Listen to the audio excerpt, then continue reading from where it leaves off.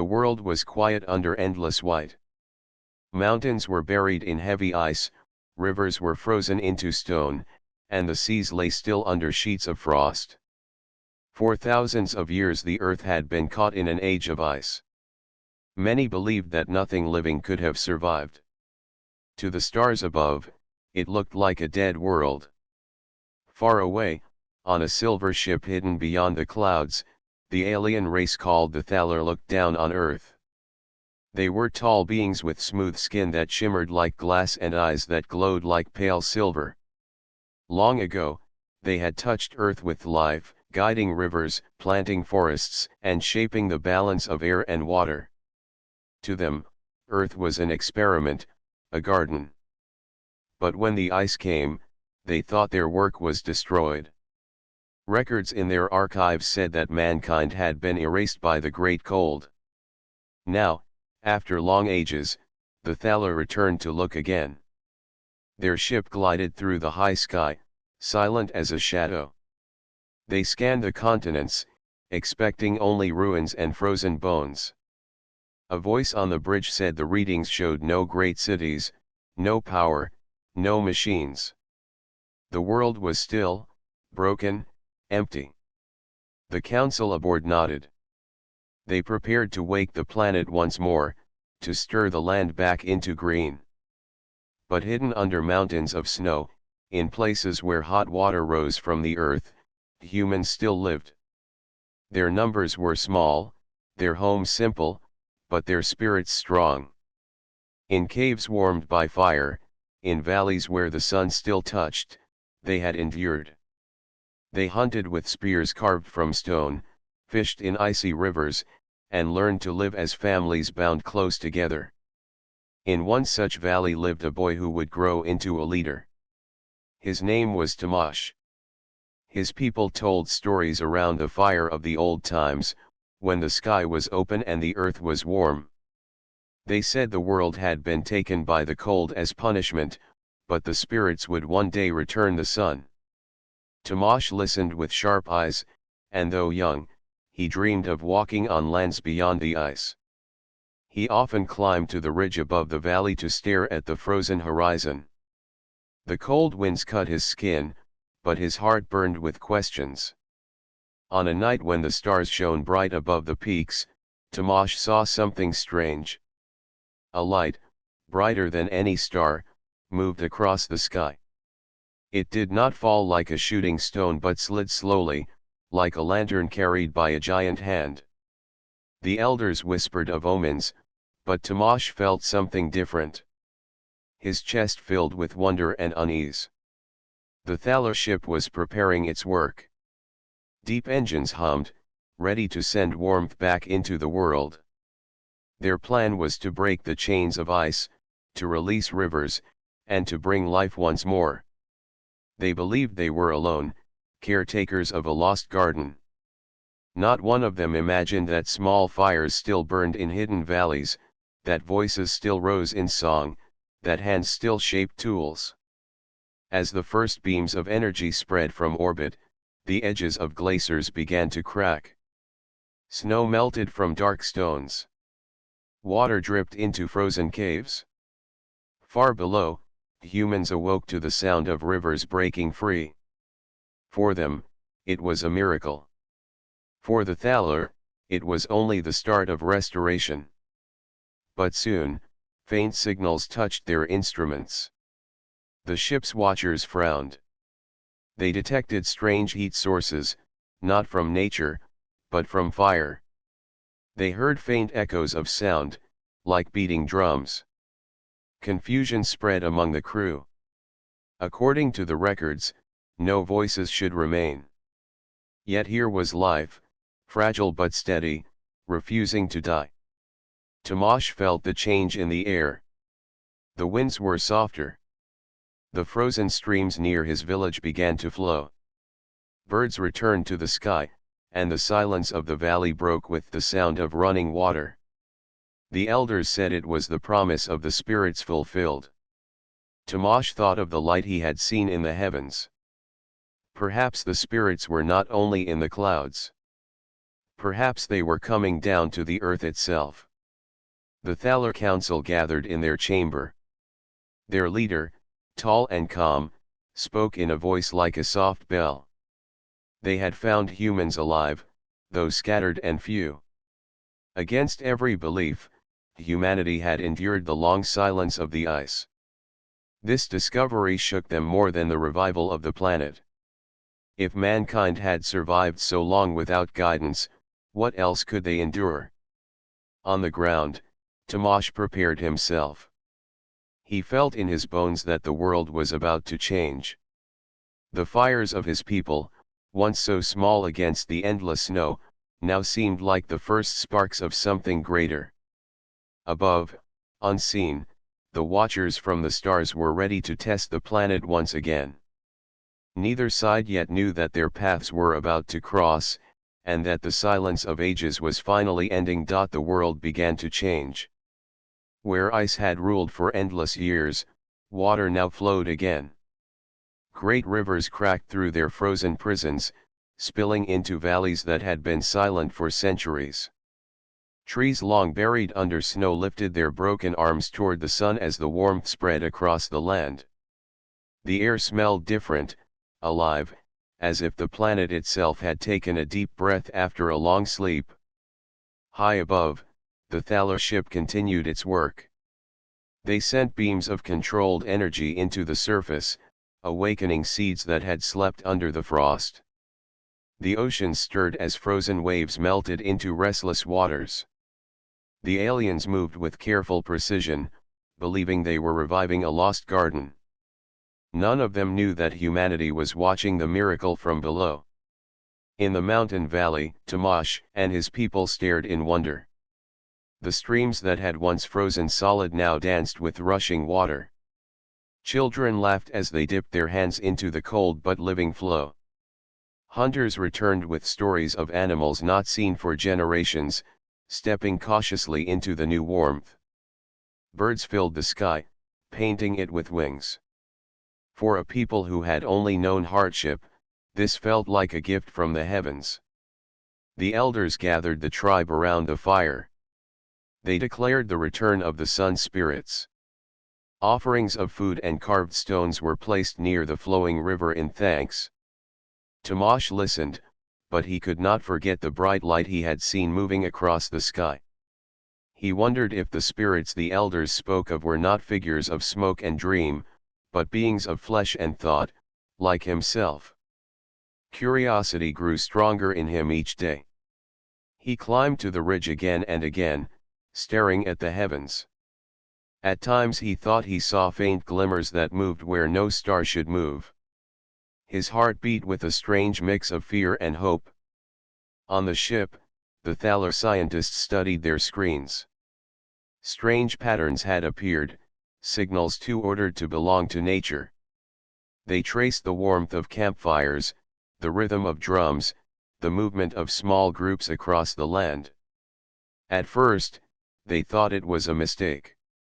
Then the truth came clear: mankind had survived. Against ice, against hunger, against silence, they had endured. The council was shaken. The leader of the ship, Elder Vainer, called his officers together. His voice was calm, but his eyes were troubled. He spoke of duty. The Thaler had come to revive Earth, not to interfere with life that had already found its own way. Yet how could they ignore the species that had stood firm through the long winter?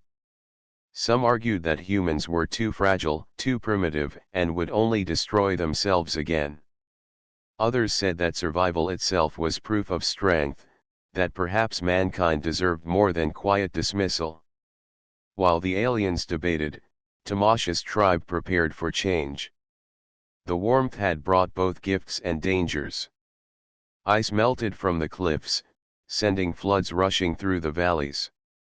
Storms struck with wild power, tearing through the thin shelters of wood and hide. The people worked together, binding their homes, lifting children to safety, carrying food to higher ground. Tomasz worked beside them, never resting.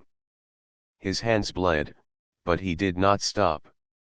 He felt in his heart that this struggle was only the beginning.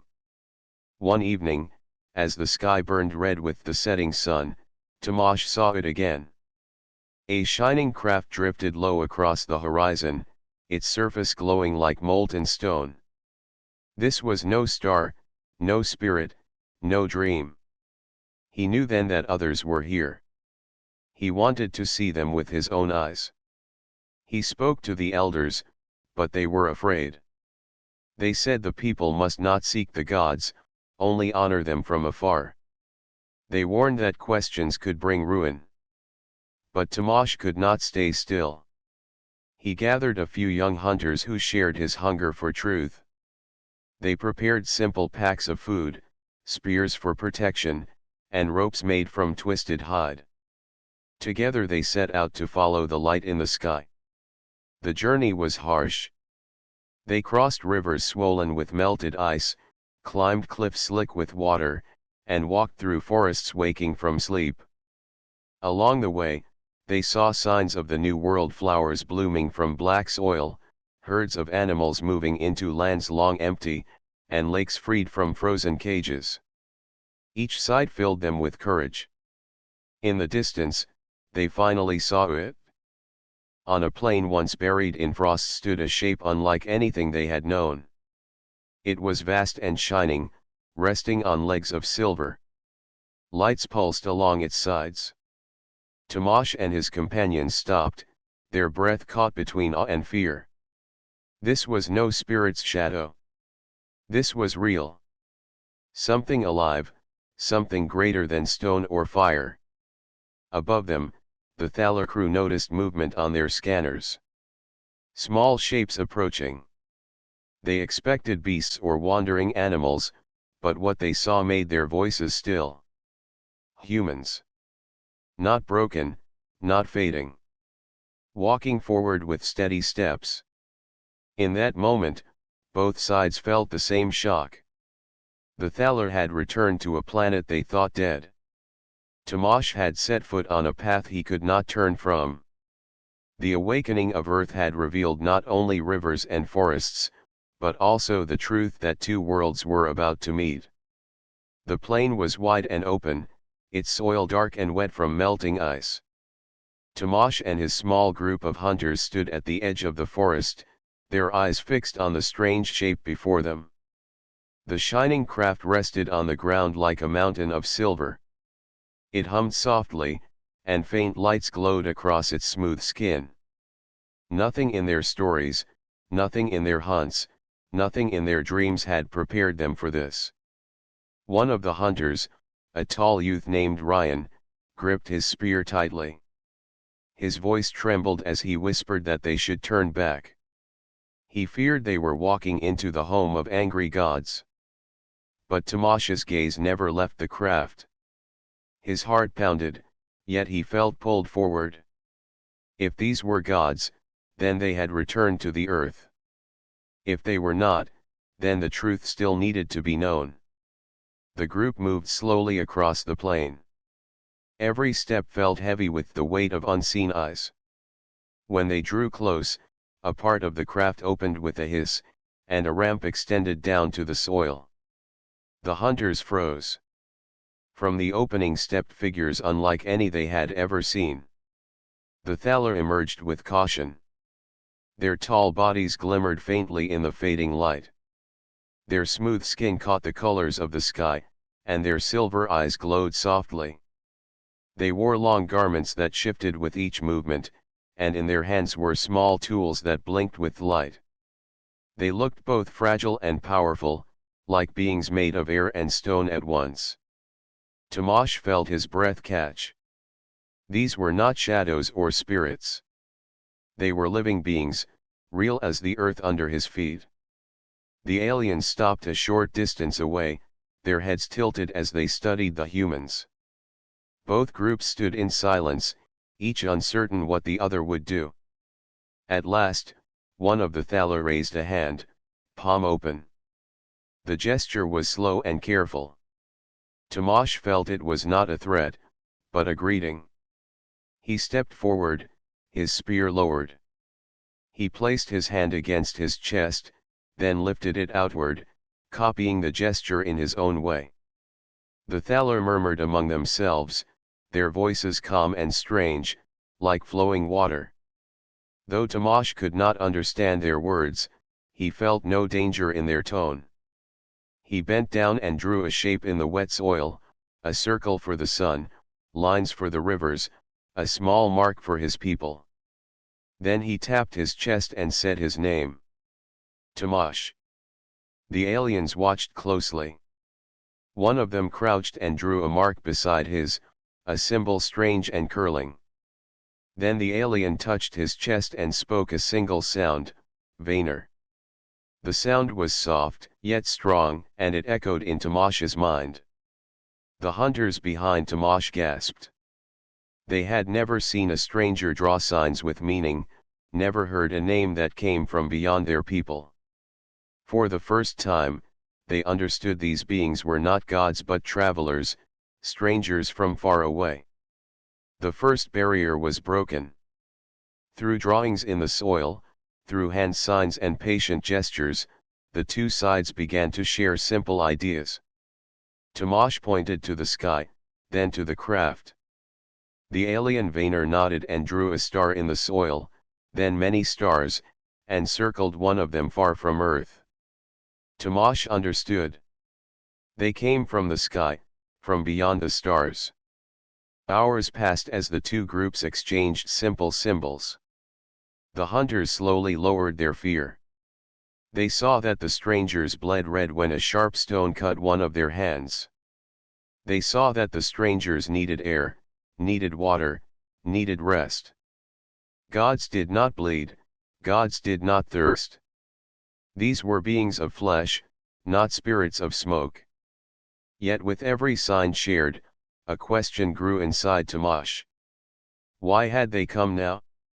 Why return when the world was waking again? He could not ask in words, but he felt the answer in the way the aliens looked at the rivers, the trees, the sky. They had come to change the world itself. As the night fell, the hunters and aliens remained on the plain, a circle of fire between them. The humans offered food, meat cooked on sticks, roots pulled from the soil.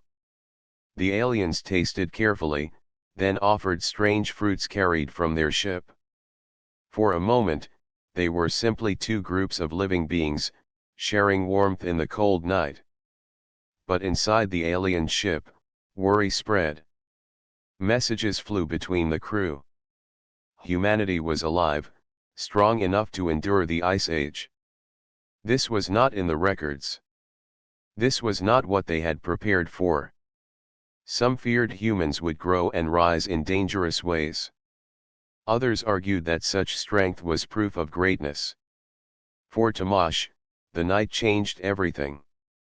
He returned the fire's glow in his eyes and thought of his people waiting in the valley.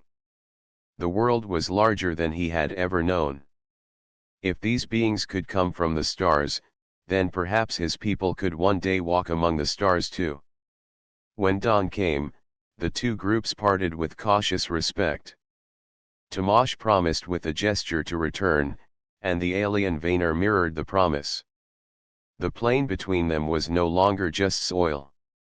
It was the first bridge between two worlds. The days that followed were filled with cautious meetings. Tomasz returned to the plain with more of his people, bringing gifts of food, woven cloth, and carved tools. The Thaler came with him as well, carrying strange fruits, polished stones that glowed with light, and long rods that could project images in the air.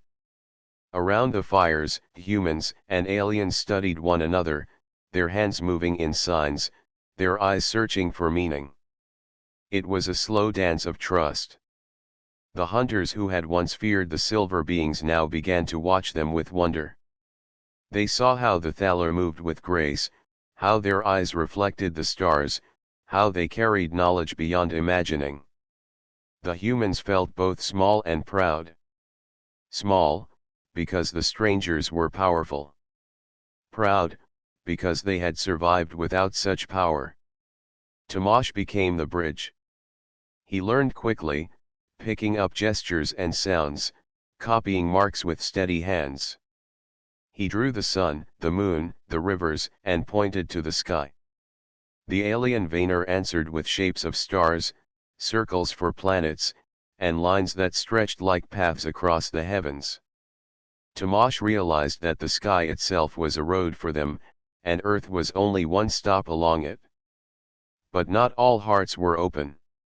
Among the Thaler, debate grew sharp. Some saw the humans as remarkable survivors, a sign that their spirit was strong. Others whispered that humans were dangerous. If they had lived through the Ice Age without help, then perhaps they were not as fragile as once believed. Some feared that, given time, humans might rise against them. In the human camp, doubts grew as well. Elders muttered that Tomasz was playing with fire, trusting beings who could change rivers and melt mountains. They warned that no good came from spirits made flesh. Some even whispered that the strangers would claim the land for themselves, pushing the people out. The valley itself was changing fast.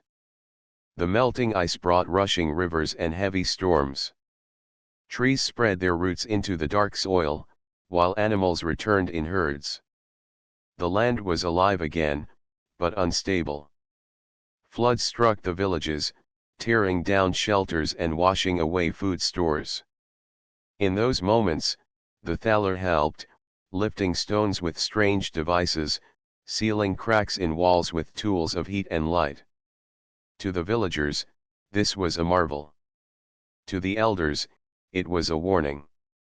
One night, Tomasz sat by the fire with Vainer. Between them lay drawings in the dirt. Tomasz had shown the picture of his valley, his people, his family. Vainer answered with a picture of a vast city under stars, towers shining brighter than the moon. Tomasz stared at it in silence. He wondered what kind of people built such wonders, and why they now walked in his valley. Vainer pointed to Tomasz's spear, then to his own hand. He made a gesture of strength, then placed his hand over his chest as if to say, "You are strong." Tomasz understood. The alien was not mocking him. He was showing respect. But in the shadows of the ship, not all Thaler felt the same. A young officer spoke in anger during council. He said humans must be watched closely. He argued that if they grew in number and learned too much, they would become a threat to the balance of Earth. He demanded that contact be ended before mistakes were made. Elder Vainer silenced him with calm words, but the tension remained. In the valley, Tomasz faced his own trial. The elders called him before the people. They asked why he brought strangers into their land, why he trusted those who could move the sky. Tomasz stood firm. He told them that the strangers were not gods, nor spirits, but people different, yet alive like them. He said they bled when cut, they ate when hungry, they slept when tired. They were not untouchable. And if they had come to Earth, it was not to destroy but to share. Some of the younger hunters cheered him. They had seen the Thaler help during the storms, had tasted their fruits, had watched their tools glow with light. They believed Tomasz. But the elders were uneasy. They said the world was changing too fast. The tension grew thicker, yet neither side pulled away. Humans still came to the plain. The Thaler still opened their ship to share knowledge. Vainer and Tomasz still worked to understand one another. But beneath the warmth of fires and shared food, mistrust stirred like a hidden current. As spring spread across the land, Tomasz climbed once more to the ridge. He looked over the valley, green shoots rising where ice had once ruled. For the first time, he could imagine fields of grain, villages filled with children, rivers running free. The world was opening, and with it came danger and promise. Far above, the Thaler Council watched the same land. Their eyes saw not only green valleys but also a species that had proven too strong to ignore. For them, Earth was no longer only a garden to be revived. It was a test, and humanity had just shown it could not be erased. Both sides stood at the edge of a choice. Trust could grow, or fear could break it. Tomasz felt it, and so did Vainer. The uneasy understanding between them was fragile, like ice under the first sun. One wrong step, and it could shatter. The thaw of the great ice brought life back to the valleys, but it also brought danger. Rivers swelled with melting snow, lakes spilled over their banks, and storms tore across the land with wild strength. The humans had never seen such force. Their shelters of wood and hide shook under the winds, and their food stores were carried away by sudden floods. One evening, black clouds gathered over the mountains. Thunder rolled like drums in the sky, and lightning split the darkness. Tomasz stood in the center of the village, watching as the storm grew. His people worked quickly, tying down shelters, lifting baskets of food, and leading children to the higher caves. But the river nearby swelled higher and higher, its roar louder than the wind. Tomasz felt fear tighten in his chest. At the same time, the Thaler ship hovered above the plain. Their instruments warned of violent storms and unstable ground. The council debated. Some wanted to stay away, to let the humans face nature alone. Others argued that if they stood aside, lives would be lost. Elder Vainer made the choice. They would help. As the storm broke, waves of rain swept across the valley. The river tore through the village, dragging logs and stones with it. Tomasz shouted orders, his voice rising above the storm. Hunters tied ropes to trees and pulled families to safety. Women carried bundles of food on their backs, even as the water rose to their knees. Then came a sound louder than thunder. A wall of rock and ice broke from the mountain slope, crashing toward the valley. The people froze, staring in horror at the falling mass. There was no time to run. From the clouds above, beams of light struck the ground. The Thaler had arrived. Their craft hovered low, sending out waves of energy that split the falling ice. Huge stones shattered before they hit the village, breaking into harmless fragments. The humans gasped in awe. For the first time, they saw the full power of the strangers, not in peace but in action. Still, the storm raged. Water poured through the valley, sweeping away homes. Tomasz grabbed a rope and waded into the flood, reaching for a child stranded on a broken log. The current pulled hard, dragging him down. His arms burned as he held the rope, but he would not let go. Just as his strength began to fail, a silver figure appeared beside him. It was Vainer. The alien held a glowing device that pushed back the water with a shield of energy. Together, they pulled the child to safety. On the ridge, other Thaler worked with their tools to redirect the flood. They raised barriers of stone by melting and shaping the earth. Humans joined them, using ropes and logs to strengthen the barriers. For the first time, both sides fought side by side, their efforts bound together by survival. The storm lasted through the night. By dawn, the valley lay torn but not destroyed. Many shelters were gone, food was lost, but the people still lived. They had faced the fury of nature and endured. As the sun rose, its light fell on humans and aliens standing together, their faces marked by the same exhaustion, the same relief. The humans gathered around Tomasz, praising his courage. They also looked with new eyes at the Thaler. No longer were they only strange beings from the sky. They had risked themselves to save lives. The elders who had once spoken against them now bowed their heads in silence. In the Thaler Council, voices changed as well. Those who had doubted humanity saw the strength of their will. Even with nothing but ropes and spears, the humans had faced the storm without surrender. One commander admitted that no machine could match such stubborn bravery. Elder Vaynor listened and nodded. He knew now that the humans were not fragile remnants. They were survivors, born of struggle. That night, the village built fires on the high ground. The humans shared what little food remained. The Thaler added their strange fruits and powders that restored strength. Together, they ate as one people. The air was filled with quiet talk, gestures, and laughter. For the first time, true trust began to grow. Tomasz sat with Vaynor by the fire. He placed his hand on the soil and drew the shape of a mountain, then a line of water running down its side. He pointed to the village and then to the aliens. He made a circle around them all. Vaynor understood. Tomasz was saying they were one in the struggle, bound together by the same earth. The alien leader pressed his hand to his chest and then to Tomasz's shoulder. The gesture was not only respect but also promise. Humanity had proved its strength. The Thaler could not deny it any longer. As the firelight danced on their faces, Tomasz looked at his people resting after the long night.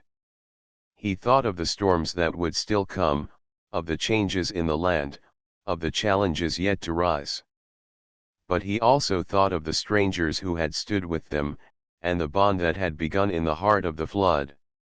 The trial of survival had tested them all. It had broken fear, built trust, and shown the truth: humanity was not a weak shadow of the past. Humanity was alive, standing tall against the storm. The valley was calm now, but the memory of the storm lingered in the minds of both humans and aliens. Water still flowed through channels carved by the flood, and the air smelled of wet earth and green growth. Tomasz walked along the riverbank, watching the children play and the elders rebuild. His heart felt heavy with responsibility. The world had changed, and the question of the future weighed on him. Far above the clouds, the Thaler High Council gathered in their chamber aboard the ship. Elder Vaynor spoke first, his voice steady, but carrying the weight of difficult decisions. He reminded the council of the records: humans were supposed to be extinct. They had survived without guidance, without technology, without protection. This defiance of expectation challenged every belief the Thaler had held about life and survival. One counselor, strict and cautious, argued that humans were too primitive to be allowed to shape the new Earth. He claimed they could destroy the balance of the planet if left unchecked. Another counselor countered, saying that survival alone proved humans were strong and clever. They had endured the Ice Age and the chaos of the Thaw. Such resilience deserved recognition, not punishment. The debate grew heated. Meanwhile, Tomasz returned to the plain, knowing that the council's decision would affect his people. He had spoken to Vaynor in private, showing him drawings of the valleys, the villages, and the people. He had spoken of hopes for the future: fields of crops, houses built high on hills, and children growing with freedom. The alien had listened and nodded, but Tomasz could sense the doubt still in the minds of the others. The council had summoned Tomasz to speak before them. He stood before the assembly of silver-eyed beings, feeling small beneath their height, but strong in spirit. He placed his hands on the ground and drew circles and lines, showing the story of his people, their survival, their struggles, and their courage. Then he pointed to himself and spoke clearly: "We are alive. We have faced ice, storms, hunger, and fear. We have not fallen. We will grow, learn, and protect this land. We ask only for a chance to shape our destiny. Not guidance, not rule, only a chance." A silence fell over the chamber. The aliens studied him, their eyes reflecting the lights of the stars. For the first time, they saw the fire of life burning inside humanity, not dependent on tools or machines, but on spirit and courage. Tamash's words were simple, but they carried power. Vainer stood and spoke. They have survived when all should have failed. They have faced trials that we cannot fully understand. Their will is strong. If we guide them too much, we take from them their strength.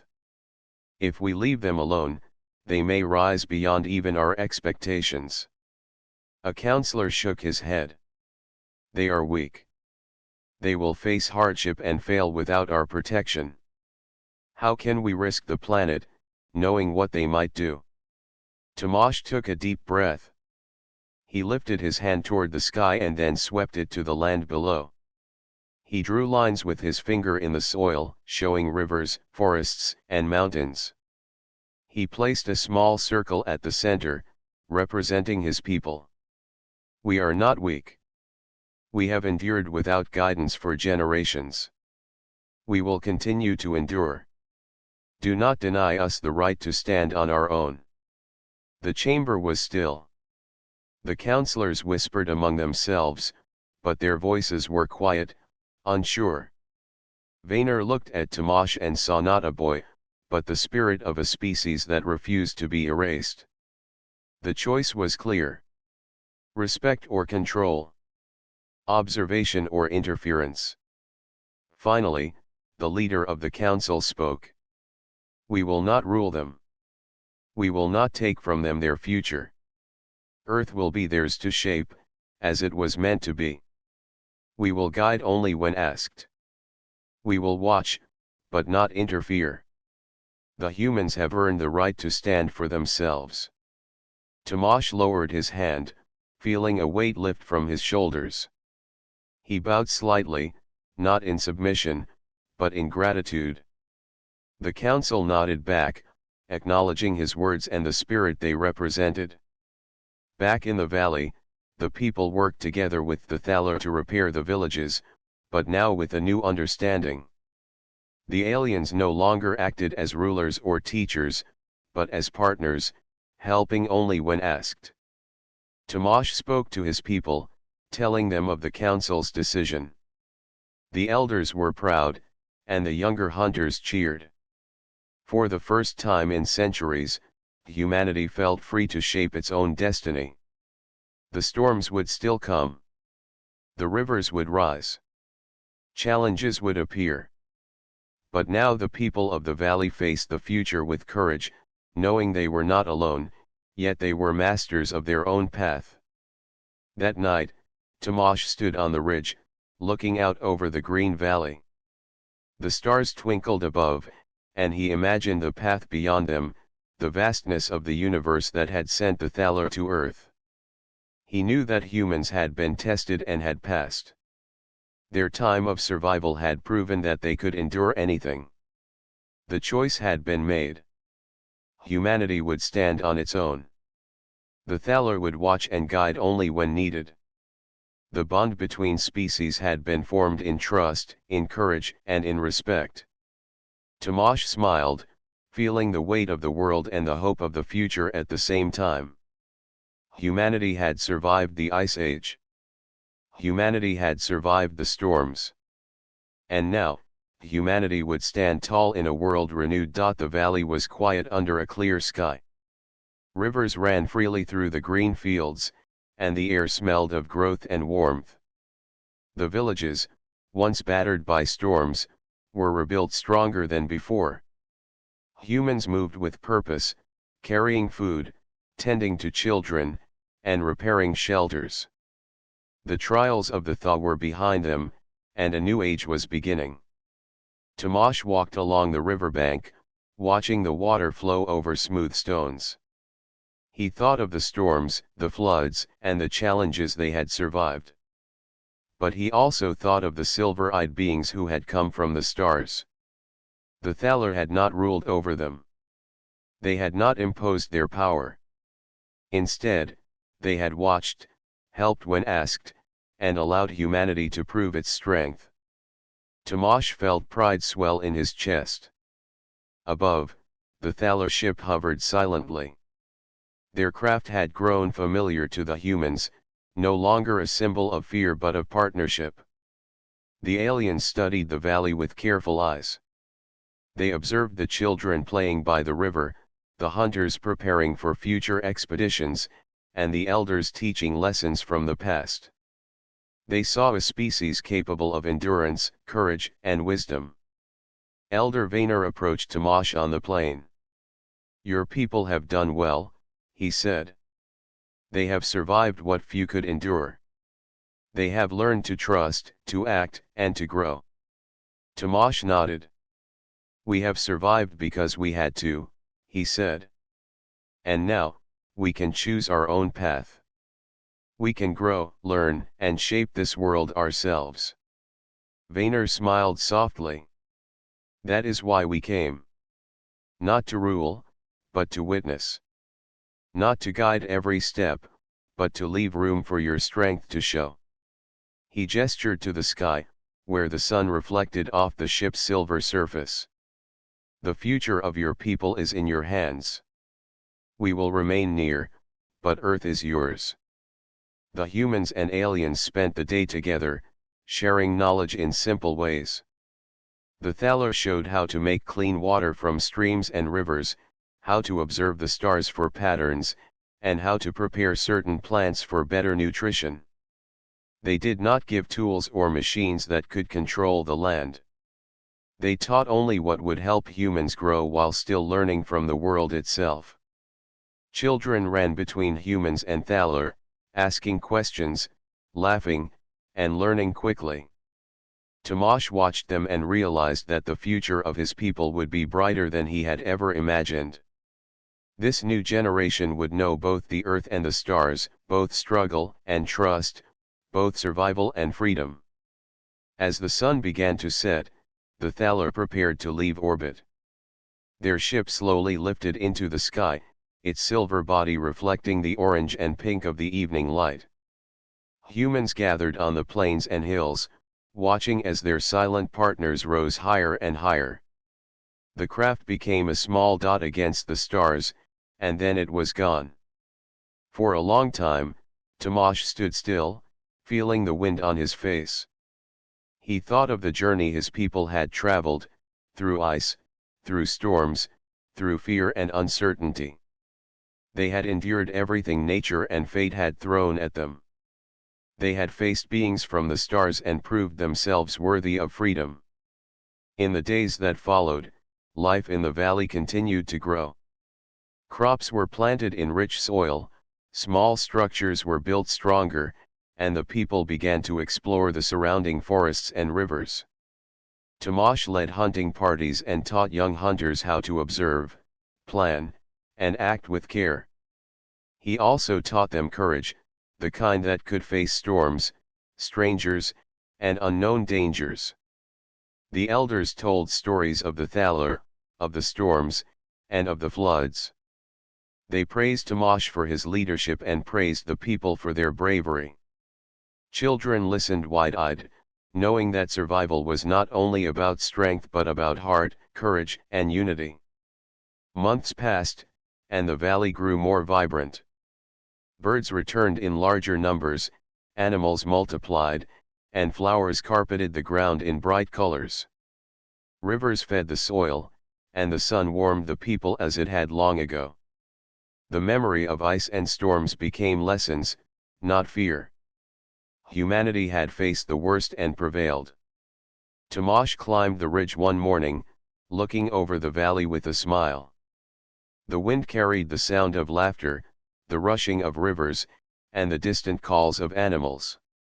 He thought of the Thaler far above in the sky, watching from a distance. They had been witnesses to the endurance of a species that refused to be broken. He whispered to the wind, "We have survived. We will grow. We will stand tall." And in that moment, the valley seemed to echo his words. Humanity had endured ice, storms, and fear. Humanity had learned, adapted, and fought with courage. Humanity had stood through silence and darkness. And now, With Earth renewed and the stars shining above, humanity would continue to rise, stronger with every challenge. The sun set fully, painting the world in gold. Tamash turned back to his people, ready to lead them into a new age. They were alive, free, and unbroken. Humanity had faced the impossible and stood tall. The planet was theirs to shape, and the stars were theirs to dream toward.